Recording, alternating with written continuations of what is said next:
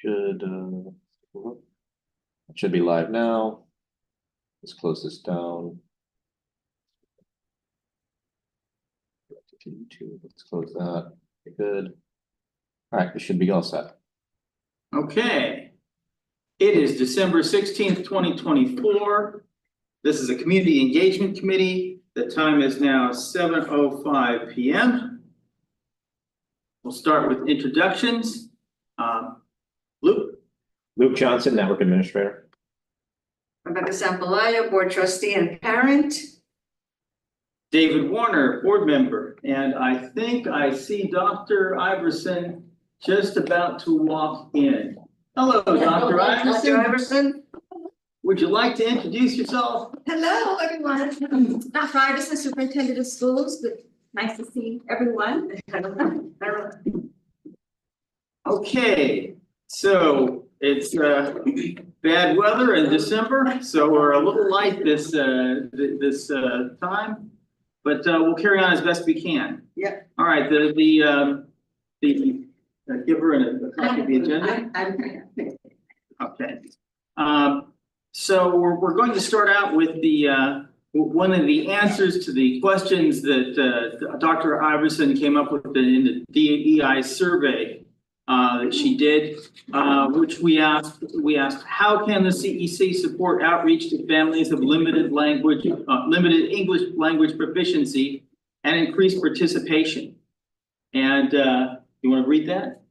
These albums? Yeah. Sure. Communicate partnerships, collective. So that's the first one. And what that is defined as collaborating with local organizations, cultural centers, and faith-based groups that already serve LEP families to create a bridge to CEC activities. The next one is tailored messaging. Develop outreach campaigns that resonate culturally with LEP families, highlighting the benefits of participation and aligning with their values. The next suggestion was welcome events, defined as organized informal gatherings to introduce families to the CEC, creating opportunities for trust building in a relaxed setting. The next one is access to services, which means offer connections to social services or legal aid, which can foster trust and remove additional stressors that might impede participation. And then long-term support for bilingual program implementation, defined as commit to advocating for sustained funding, staffing, and professional development for bilingual programs, ensuring that they are fully implemented and supported over time. Now, my thought was Yeah. that what we should do is come up with a welcome event and then go out to various organizations, look at their programs, and invite them to our welcome event. Okay. Yes. So therefore, we have to know, oh, there's some person. Could you admit? Oh, yeah, sorry. And you have some here. That's correct. And you had them, they're on the, I believe I copied them into the minutes of the last meeting from your bullets. That's right. So we have a list of, what services we can offer. And then our job is to design what the welcome meeting is so that we'll have something to invite people to. Okay. So working backwards, see.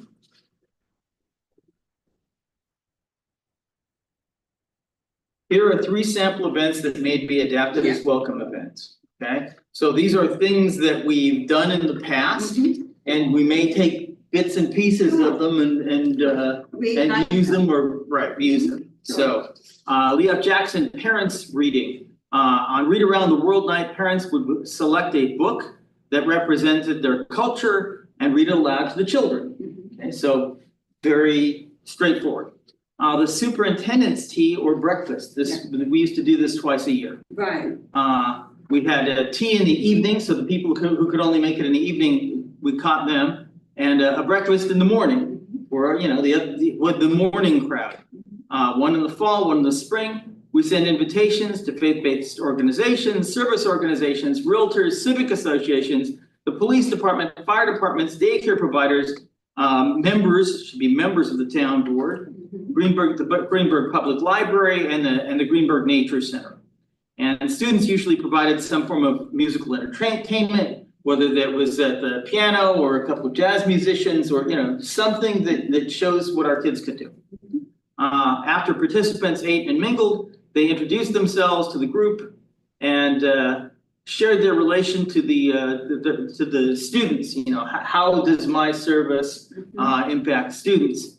And as a board member would introduce the superintendent at the beginning, who then introduced the central office administrators or principals or whoever you've got to carry for your project, right? And they gave an overview of their services to students, and then all the people who felt comfortable now, since they'd introduced themselves and eaten and talked, would ask questions, and they'd get answers to their questions, and everybody would go home happy. Okay. So if the content of that was what services do we provide for English language learners, and do the same sort of thing. Maybe the entertainment can we show cultural diversity by doing, here's something that's Chinese, here's something that's Spanish, as wide a venue as possible. And so that's one way of doing it. Then the third idea was cottage meetings held in people's homes. Food was provided and people sat in a circle. An educator presented something again, and we asked questions. And the fact that it was in a home made people relax a little bit more. And it worked pretty well, but we discontinued it when nobody was willing to volunteer their house. Okay, so this only works if we can get somebody to volunteer. All right, so there are 3 ideas. What do you think? Do any of these strike your fancy? Sure, I like the tea or breakfast, that's something I can see. I agree. You like that too? I do. My question is, granted, the majority of the family are Spanish speaking, Okay, but then how do we, and a translator is easy enough to find? My question is, what about those families who speak languages other than Spanish or English? Do we send out a sign up? Does the registration include like what language is your preferred language or stronger language? that's a good That's a question. good Does it? question. When the parents go to register their kids, Yeah, do you know what their primary language is? on the registration form, yeah, we do. Okay, Oh, so that's, they have the home language survey, yeah. So we have that data, yes, you see. and then so, Just in the, and if you have a list of who you invited, therefore, you can make accommodations for that language. right, in the name of equity and inclusion. Yeah, Yeah. we could work, that's something we could work out. Probably fine. Okay, and then the content will be, let's look Well, I at. like the content here, you said they just sort of had some time to mingle, Mhm, those who were there. So mhm. you divide from these departments and. So would you give a theme you wanted, or is it just completely informal, where everyone introduces themselves and. You have some music and. Is there a topic, or did you have topics at these, or? Well, let's see. If I go back turn to the minutes. Okay. Oh, we have a couple of people. Yes, Hello, Kelly Johnson. Hello, Walter Simon. His name is spelled.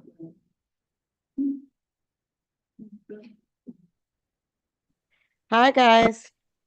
Hello, Ms. Johnson. Okay, so feel free to jump into this discussion.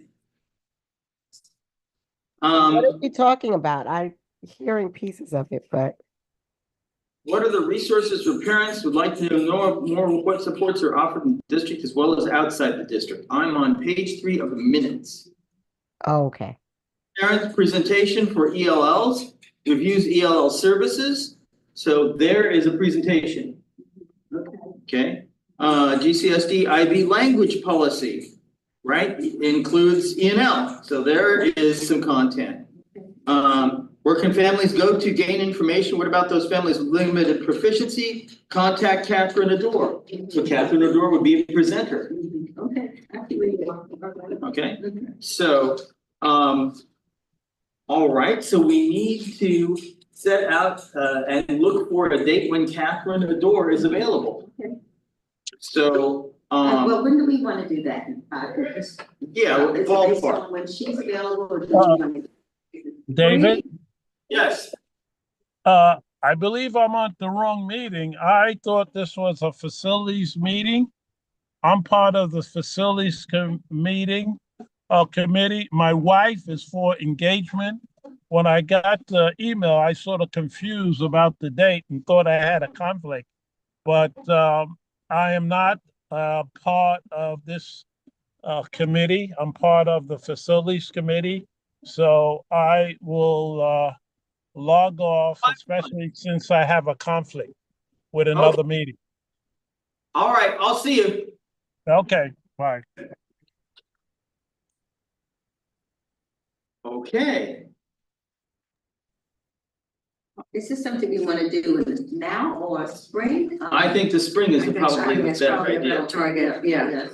Okay, so we have some time. So we could very well take one of our community engagement committee meetings, and do because it since we have a date, and do that. Get the one in the spring. What do you think about March 12th? That's good to me. Sounds good to me. Is that a Monday? That is a Wednesday, Wednesday, good. March. Wait, We. it says Greenburgh Steam on my calendar. Steam Night District Event 6 to 7:30. Oh, so we're in direct conflict with, let's see, there's Tuesday, February 11th, but I think that's it's not warm enough. Okay, then we've got, how about May is getting kind of, see, May is the art show. Yeah. So we piggyback off the art show. So I would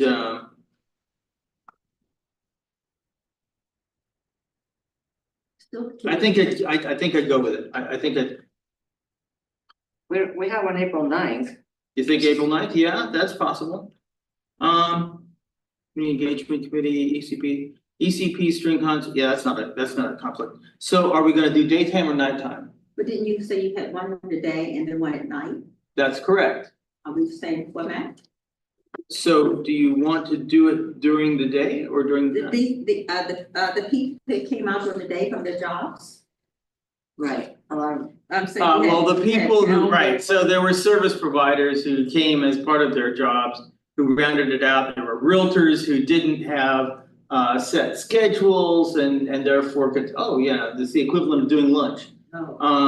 So do you want to start out with the night meeting and then see how it goes? Sure. So Alright. the breakfast piece, was it breakfast early in the morning? Or just like you said, just, It was breakfast, it depends. So sometimes we got a guy in who could do omelets, okay? And he would quick fry your omelet and take your order, and you'd spend time standing in line in front of this, you know, with hibachi or whatever he had. And there were other times when we just had, you know, basically coffee and Danish, okay. right? So it worked both ways as long as there was sufficient variety of stuff. Okay, so let's. And in the after evening, you had a pretty good crowd, so at night, if these people came during the day, they weren't there at night, so the people at night didn't benefit from meeting them. That's correct. If you couldn't Yeah. come, you didn't come. And none of them But we spoke. did one in the fall and one in the spring, so there's a big gap, so if they wanted to come, they wouldn't have, That's right. you know, there'd be new material to listen to. So I think since the community engagement committee is in the evening, we'll do the evening one. Okay, let's do evening, April the 9th. April 9th. And we're. That's what, the superintendent's dessert, is that what we're doing? Yeah, Let's call it superintendent's dessert. And it's a welcoming sort of event. Let's give it, it's a welcoming meeting, but. It's more like an information resource Okay. fairish meeting. I think the only thing to find out if it's Catherine Ador is Mhm. available. Okay, so I'll do that. Okay. We'll have enough time to let her know, informational. yeah, meeting. March. But if April. we just say informational meeting, is that catchy enough for people? to No, come? I think The superintendent dessert is much friendlier. Okay, it's the food that brings the people. Yes. brings it for me. Superintendent. Food and freebies. Catherine Ador, and you've got to get some students. Yes. We could have students, Students. I mean, it wouldn't be a bad idea to have social workers. Okay. Students will Sure. use it. Okay. The people who provide the services, right?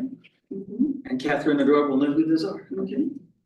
I mean, since it's towards the end of the year, it's not a bad idea to have like some maybe administrators come and sort of talk about the schools for the upcoming school year, because some parents at that point are trying to figure out what they're going to do the following year.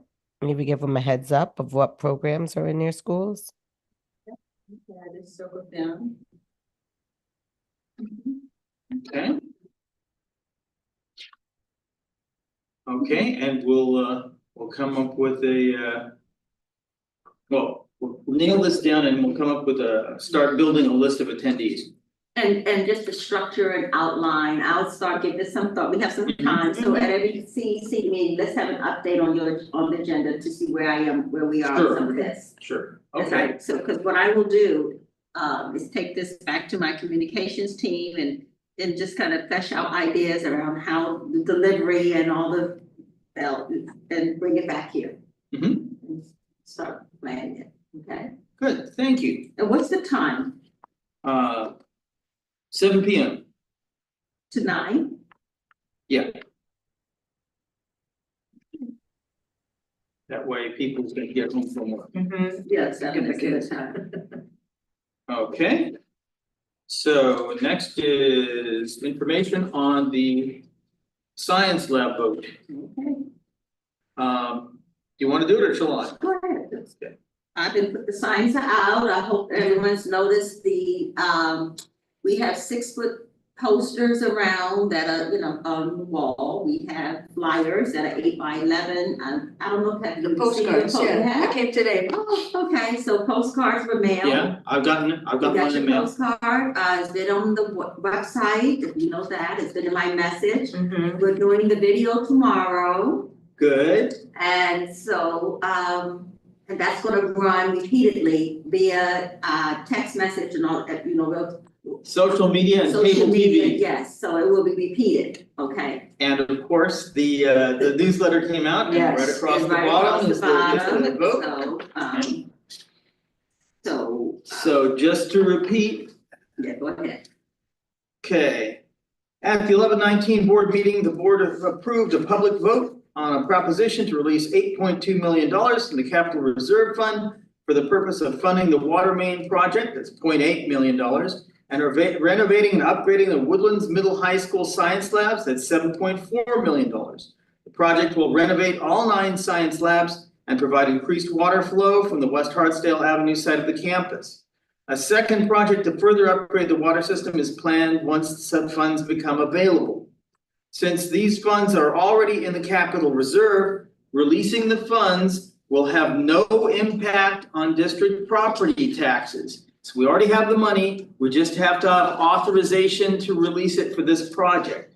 The vote is scheduled for January 14th at the Woodlands Gym. Polls are open from 7 a.m. until 9 p.m. Okay. Are there any questions on that? Okay, I got an email from Samantha Ives. Thank you, Trustee Warner. I have my final Monday night class tonight. I will not be at the meeting, but I am hopeful that I will be able to participate fully in the new year. Happy holidays if we don't speak before then. P.S. The PTA units are distributing the vote flyer. I received my postcard by mail today. I also posted the digital version to PTA Council's social media. Sam, That's good to hear the postcards made and it's not okay. okay? Okay. Next, I just wanted to highlight a little bit of the construction that's going on. Could you bring up the pictures? 1 second. There's just a couple of pictures. This, So yeah, we're, all right, good. I've been very interested in driving in there. I just never have time to go in. Right, so out beyond the football field is a pretty much a dirt or grass parking lot. And we fenced it off so that we could put up a frame that we're gonna put solar panels on top of, so that you'll be in the future parking in a carport across from the football field. And there it is, and the solar panels go on top of this. And yes, that's a pillar when it was under construction.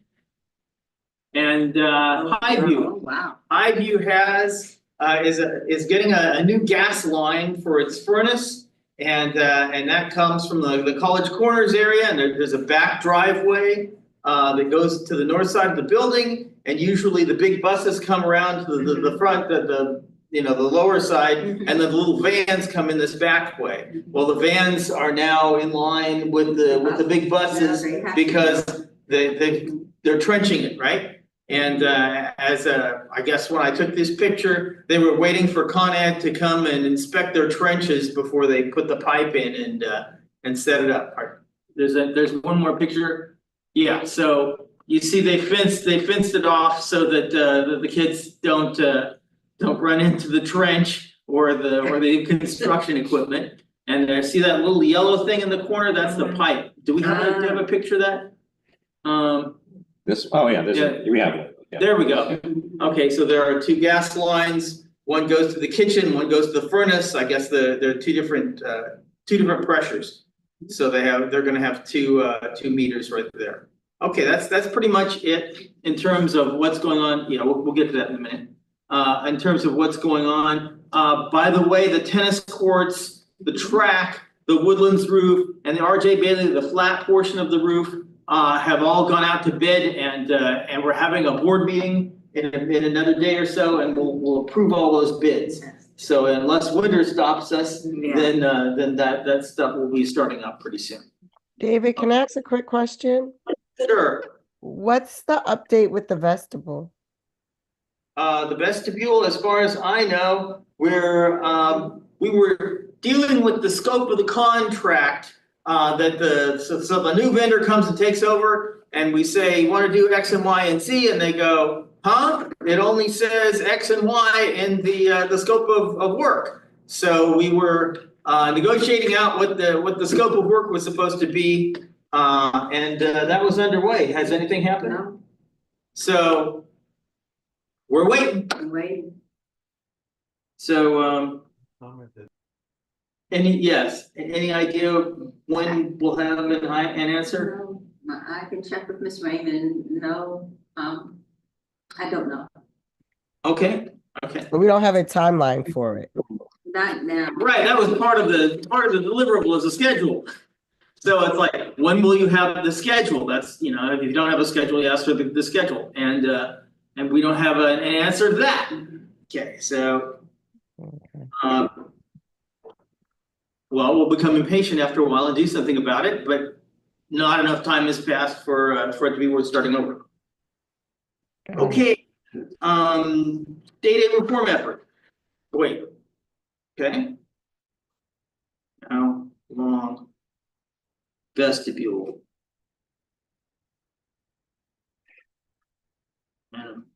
West. Okay, so we've got to deal with that. Okay, we've been complaining since forever that our construction aid is only 10%, which is the minimum you can have, because it's based on the same standards that are base aid for our entire district. the formulas for aid have been in need of reform for many years. So New York State commissioned a report from the Rockefeller Institute on Government recommending reforms to the New York State Foundation aid formula. A report was released on December 2nd, 2024. And we've got an executive summary for those of you with Google Drive to take a look at. You want to? Yeah, bring it forward. There's a picture of a cute little girl on the front of the report. Rockefeller report somewhere. Yeah, try it. That's not, okay. Okay, so if you look at this, review of the Rockefeller State Aid Foundation formula, they wait, is this the NISPA version? Yeah, that's it. There's another The one. New York State School Board Association looked at it and put out about a 2-page summary of everything that's in the report, and the report itself is much longer. So this is the New York State, and NICECOS did something too, the superintendent's organization. Niscus. And so basically they said several good things. They said, you know, if you're going to have school psychologists servicing your students, the state really ought to provide aid for that. And you know, we've been measuring poverty by how poor districts were in about the year 2000 and never updated it. And you know, this, that, and the other thing, all, you know, things that make sense. Okay. And then they said, you know, that hold harmless provision, we ought to phase that out. Hold harmless says you're not going to get less aid next year than you got last year. So yes, here are all the recommendations. Free and reduced price lunch. They want a different measurement of poverty. English language learners. They want to say, well, how many resources do you have to have for your ELL program? And then they have it variable, you know, how much it costs to do those. So they're weighting it. Poverty, we talked about the aid. And they feel that they want to use a different measure of inflation and average that out over several years, so that you won't have huge differences in the amount of money coming in, and you can plan then. Regional cost index, yeah, they have a different standard for the regional cost index, and then district wealth and expected minimum contributions. The report notes current significant preference of districts to use foundation aid state sharing ratio option instead of the expected minimum local contribution. So there, you have a couple of options. Of what they want to do is change the options and then try it out and see if everybody chooses one option, then they might eliminate the other one. Okay. And then they talk about the base foundation amounts.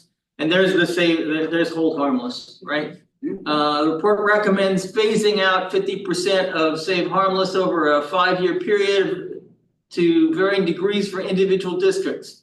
Specifically, the report offers the following options: a local wealth threshold to establish eligibility for save harmless funding, establishing a level of enrollment loss that would require a reduction in scheduled save harmless funding. So if you lose too much enrollment, it's going to go away. So they expect you to close schools or do whatever.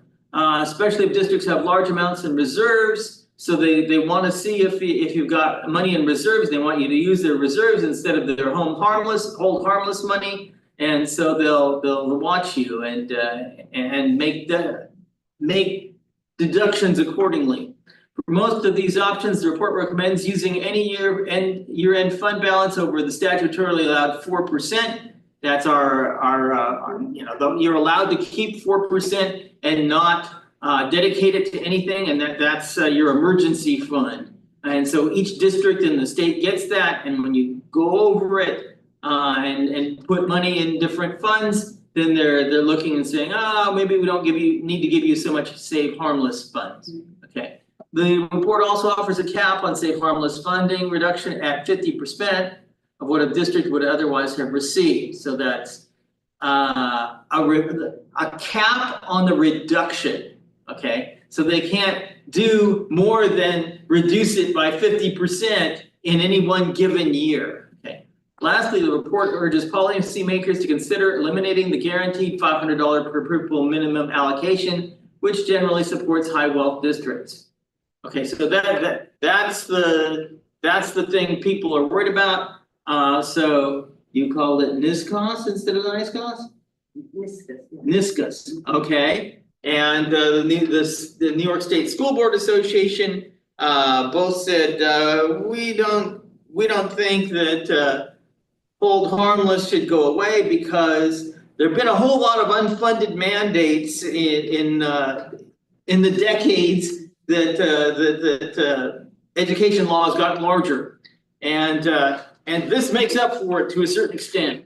So unless you're going to go and figure out, you know, all the programs that are required by the state and pay for them, don't take hold harmless away. Okay, we're considered a wealthy district according to the formula, and therefore this would harm us. Okay, and so the governor has said, I won't entertain any legislation to get rid of hold harmless this year, or she's going to come up for election. Right. So be concerned, all right? So different pieces of this report will be used to create legislation that will change the aid formula, but maybe not all the pieces will make it. So we'll see what happens, and where we stand a year from now, we'll have a better idea. That's pretty much what I have on this topic. Any questions? Okay, you wanna scroll down a little bit more. Students with disabilities, they want a separate They're gonna weight it, but you wanna add a weighting factor to it, so that all students, the money follows the kids in this, so all kids, there's a basic amount you get per kid, but then if children have additional needs, equitable, they get weighted dollars on top of that. and they want to make this a separate categorical aid fund stream. Yeah. Okay, so separated. And rural sparsity, you're out in the middle of Yes. upstate New York. And yeah, in sparsity funding ensures that it's possible to make a viable school district in spite of the fact that you've got a gathering of people from a wide geographical range. Okay, yeah, I think that's pretty much it. Okay, fair enough. Scroll down a little more. Regular review, yes, makes sense. Understate growth aid, yes, they have a separate, if your district is growing by leaps and bounds, then you have something to cover that. Zero emission school buses, they believe that the conversion to electric buses is so expensive that the conversion should be underwritten by the state. See if that goes anywhere. And mental health services already mentioned earlier. STAR, they don't like STAR. So the report recommends capping the STAR credit at its current dollar value for recipient and eliminating future increases. After the cap is imposed, future STAR credit amounts that would have been an increase for homeowners would instead be redirected to school districts. The report says the redistribution could occur at the county level with the total value of the credit increase within a given county being allocated amongst all school districts. The least wealthy districts would get the largest share. Again, we're a wealthy district.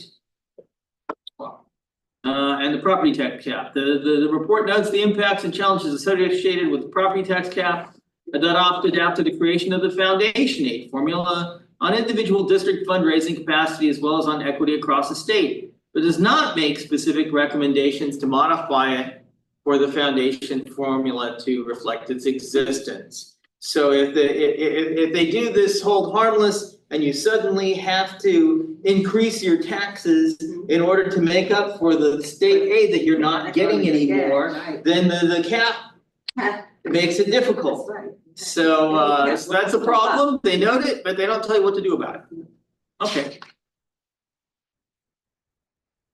Okay, on to the next thing. Free toys. Oh, Rebecca. Yes. For students, kindergarten bring to the- sixth grade, Yeah. the Hold on. United Way Yeah. has donated about 300 toys. Which, there's a link on the website and on the flyer that's being sent out electronically. Asking parents to use their own good judgment, whether or not they qualify and are in need, and they're Item hoping to 6. donate about 2 toys per student. I can bring up. Yeah, go ahead, bring up the link. That's our website, K6 families. And how do we find that? If we looked at the website, how would we find that? Take a look. Go to the Greenburgh websites. Scroll down. I believe it's right There it there. is. Okay, cool. Okay. Donation requested. Yeah, it's ongoing, the PTA council is asking for donations to fund their innovative educator grants. And if you're interested, contact the council at the website, email address, I don't know if we have it on the screen. And this is for funds for It's on the agenda. Yeah. teachers to then write grants, and the council will then determine which ones can be funded based on the amounts that we have or that they have. So standard grant, so somebody might write, some teacher might write a grant, you know, on a particular topic that they want to discuss. To a project or something they want to do in their classroom that's just unique to their classroom, and they need money to do it. They can write a grant with this innovative idea and explain the purpose, the rationale, the connection to the instruction, and it could possibly fund it. And make it some money. Good.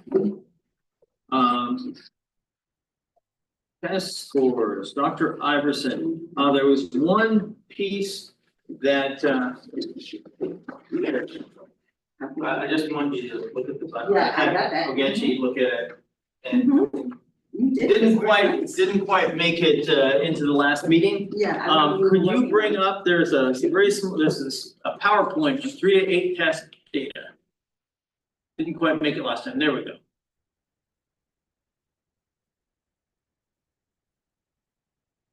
Okay, go ahead. All right, so what we have here is just more information and data on the New York State assessment that our students took in the spring. This, what you see here is comparative data, kind of comparing 4 years from 2018-19 to where we are presently.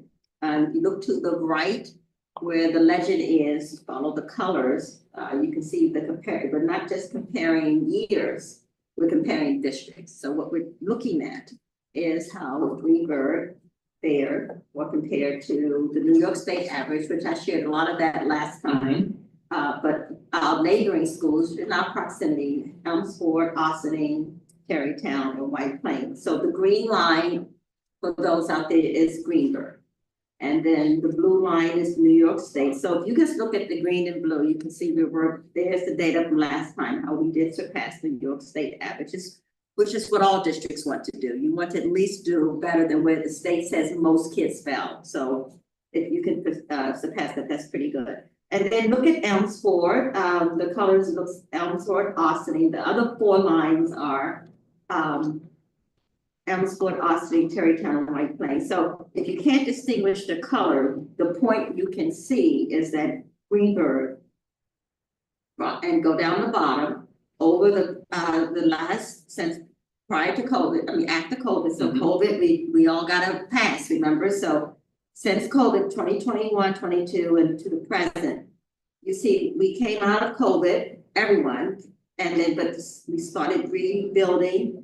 And we really peaked in 22, 23, and we sustained it 23, 24. So, and we did comparatively better than the 4 districts listed there. So this is district-wide grades combined, scoring kids. These are the students who are proficient, meaning 3 or 4, on language arts, total students. So That's what that says there. If you go to the next sheet.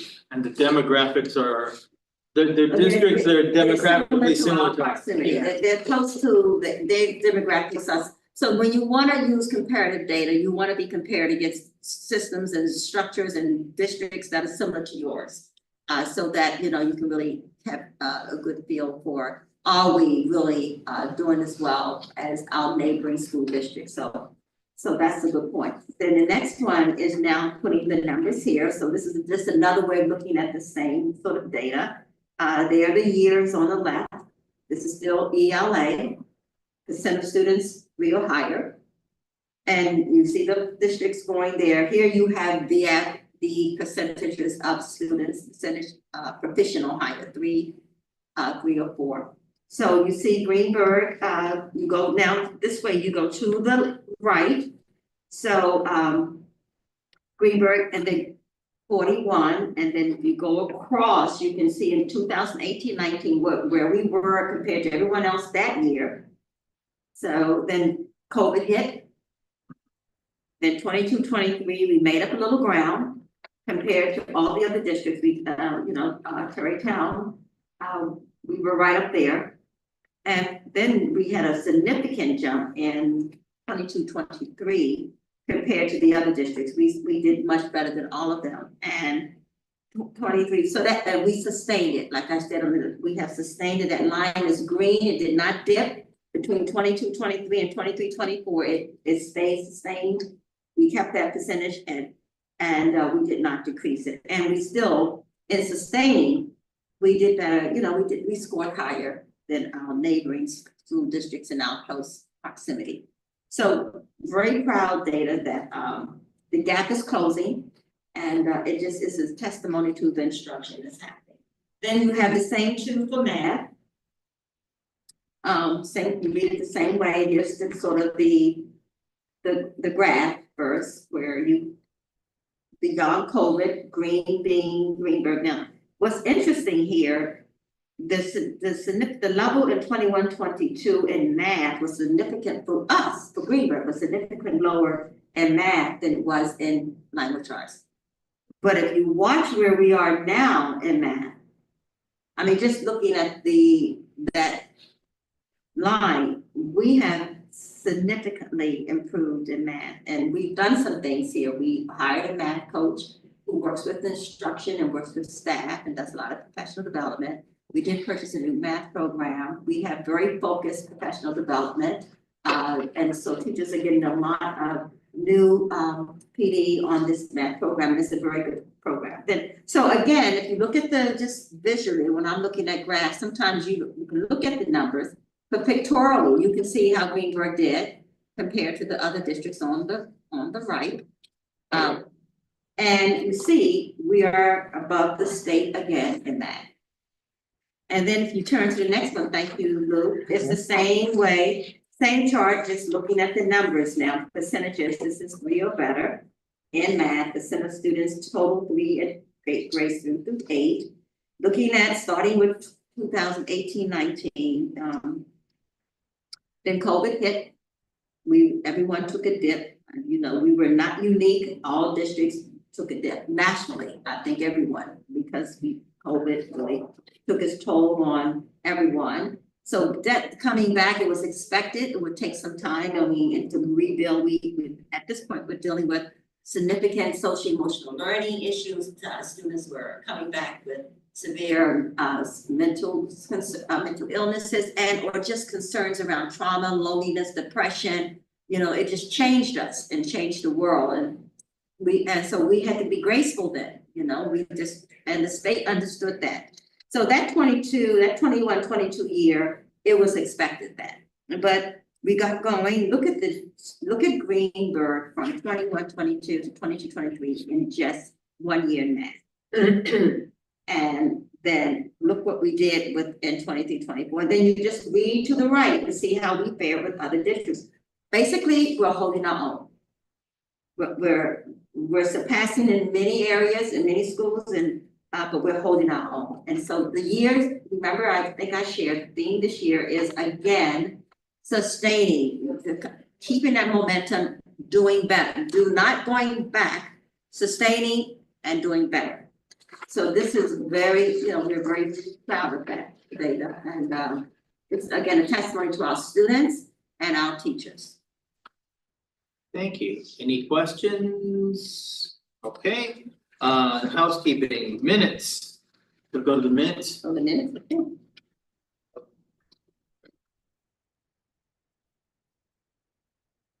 So look and make sure that the names are spelled wrong because are not spelled wrong. Let's see. Washington, the demands.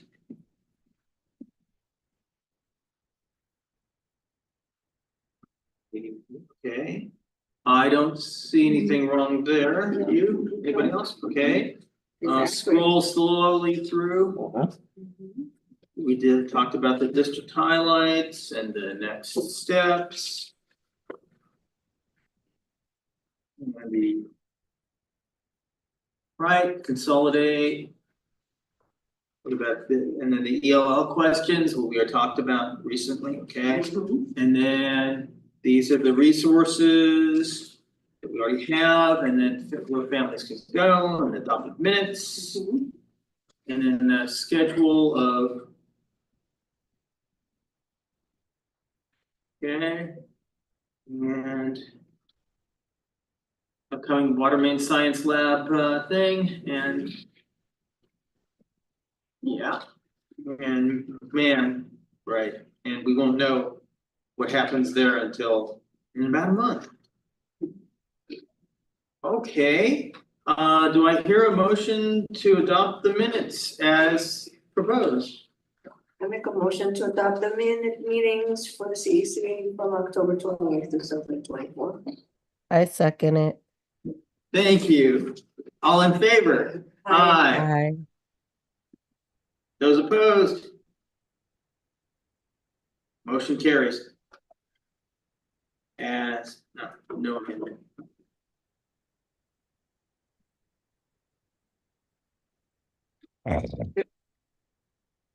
Good. Back to the agenda. November 2024 recap and upcoming events. Do you want to take this? Go. Okay, so so let's show you a couple of pictures here first. So yes, arrow code. So we have a couple of videos. That's going on now. That's. Yeah. These are ECP children, and the idea. Placement to do. Were some of the 8th graders went to ECP? The Yeah, I think idea. some of the high school students were there too. I don't think. The idea is that you give the thing more than one instruction, and it follows them in sequence. So they're trying to learn to get the thing to go down and then make a right turn, probably get the cheese, right? So once you slowly figure out the idea of, oh, I have to do, okay, I've got, I go down and I'm gonna have to turn right and I'm gonna have to go further. Then that means you've got a sequence of instructions in a row. And that's what a computer program is, an algorithm. You have a sequence of instructions. So that's how they're building up to that. Okay. Concerts. Concert. Yeah, play the. We got a couple of the middle school concert and high school concert have happened. We've only got available footage of the middle school concert. On the sound.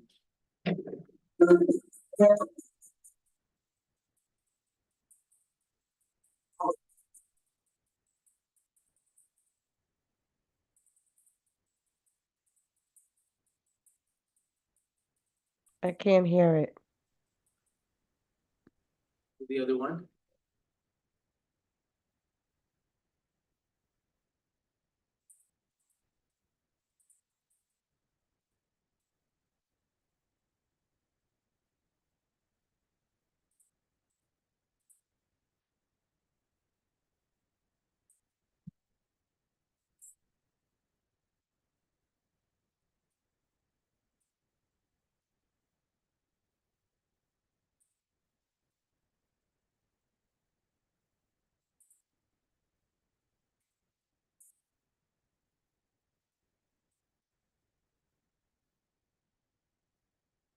Okay, so you get the idea. A lot more children, a lot more kids in the middle school prior to. So many. Yeah, Yeah. than last year. And this is on the district website, or this is a private? These are clips, they're in production, so, so right, I couldn't show it from the website, but it's not there yet, but we're working on it.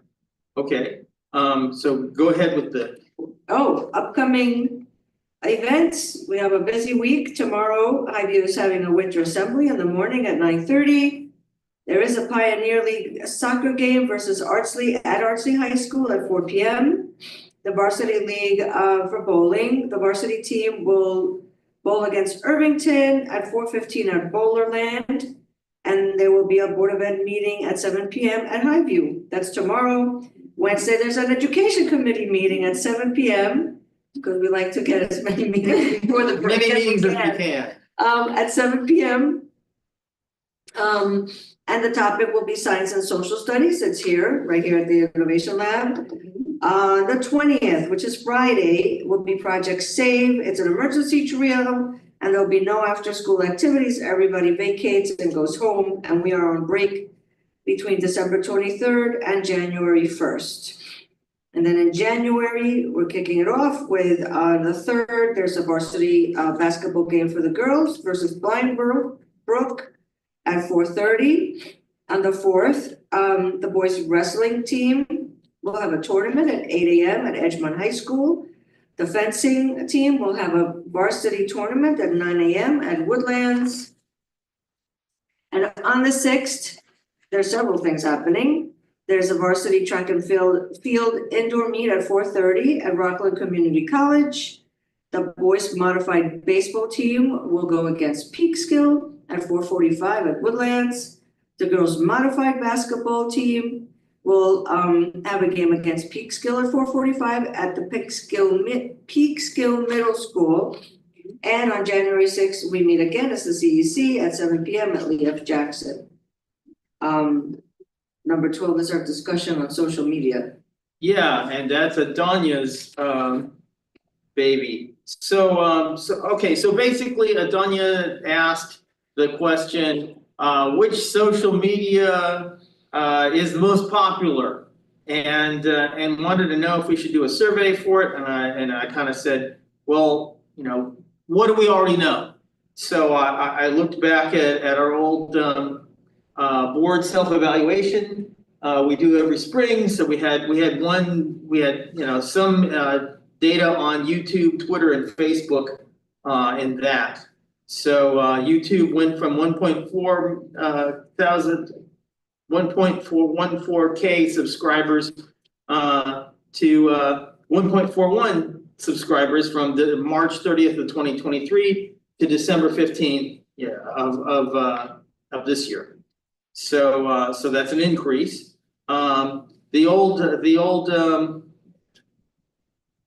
The thing that was most popular was at the Fame musical back in 2023. It got 486 views. And then we got 704 views on the RJ Bailey moving up ceremony. And strangely, there's a category for what's been good for the last 5 years. So people keep tuning into things and looking at them. So it says it claims that there are 30,000 views for 2019 ECP first day. I don't know whether to believe them or not, but it says so. Twitter or X, as of March 30th, 2023, had 803 followers. And as of December of this year, 824 followers. Facebook, 1.8K followers. And as of 3/13, there were 71 likes for a student's Taekwondo team gold medal posting. So, it's a private event. It's not sponsored by us, but it's our students. And then now we have 2,000 followers, 113 likes for that should be more than 113 likes, for the marching band at the Thanksgiving parade. Let me check that. I think that number is low. I think it's more like 413, okay. Check. And then Instagram, we had no data listed for previously, but there are 1,164 followers. 404 likes for the basketball trophy photo of us winning the division and all the kids holding up the trophy together. And 660 views for the Highview 2022 Winter Assembly. So I you know, I'm not feeling like there's any particular platform that's losing ground. Yeah. So I'm not seeing that I should you know, get rid of something. You know, we'll see what Danya says when she comes back. And anybody else have any questions on that? Okay.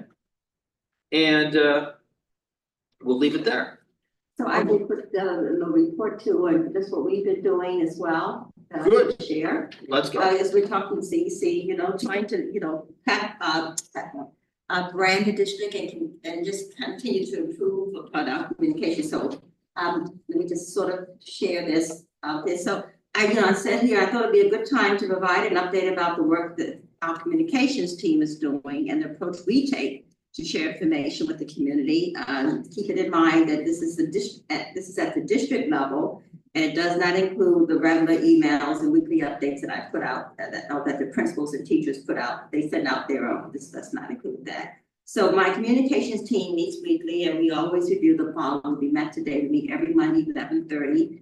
3 things we go over: immediate needs, time-sensitive news, just what needs to get out, what's on the calendar, and we talk about. We report about what we can report about to demonstrate the high caliber of education and unique experiences our students are having at all grade levels. And this often includes some brainstorming we do and sharing of ideas. So we take a good hour every Monday, and that's our meeting.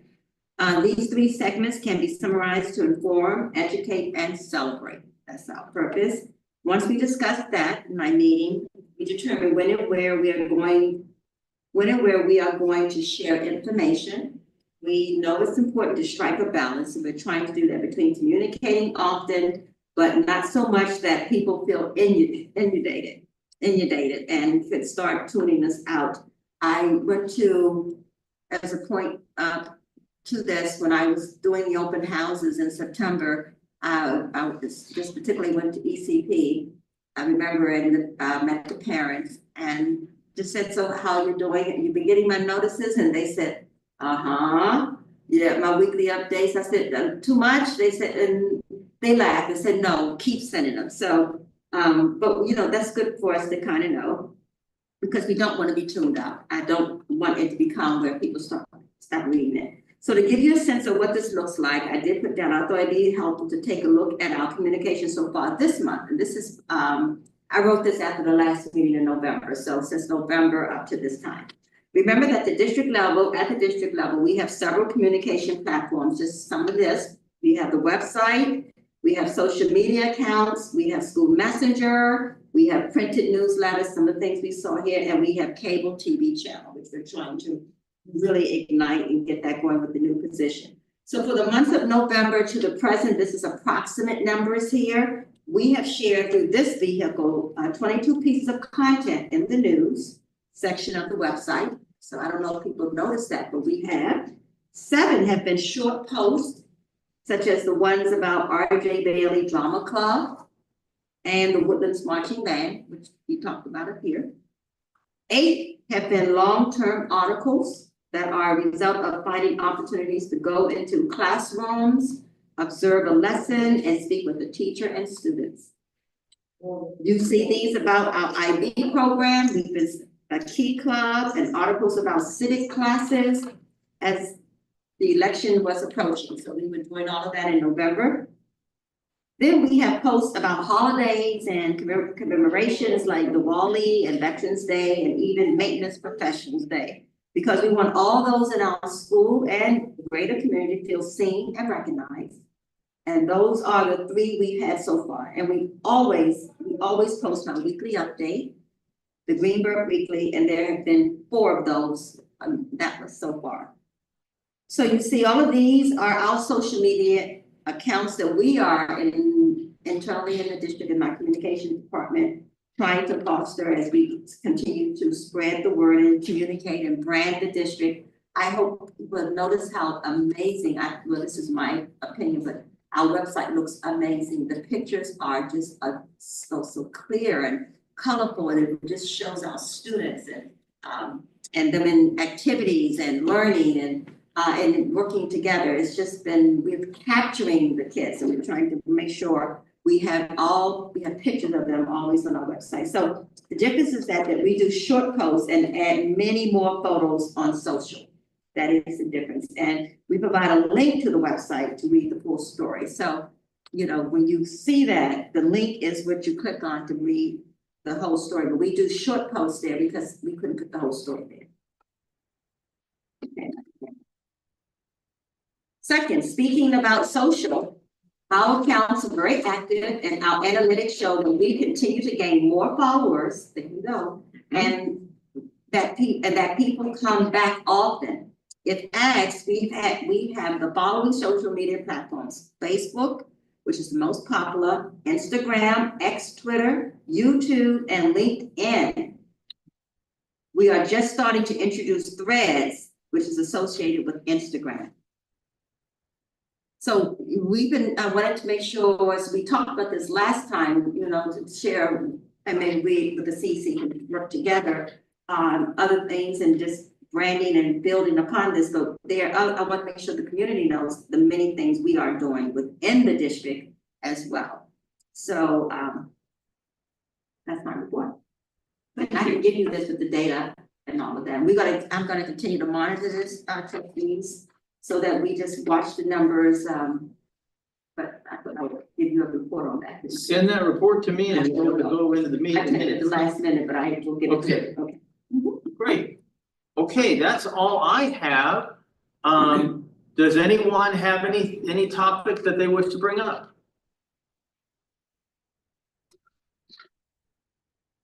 Hearing none. Do I hear a motion to adjourn the meeting? I move we adjourn today's meeting. Do I hear a second? I second. All in favor? I. Aye. Aye. Those opposed? It's 8:08. We're done. Thank you. Good night. Happy holidays. Happy holidays. All right.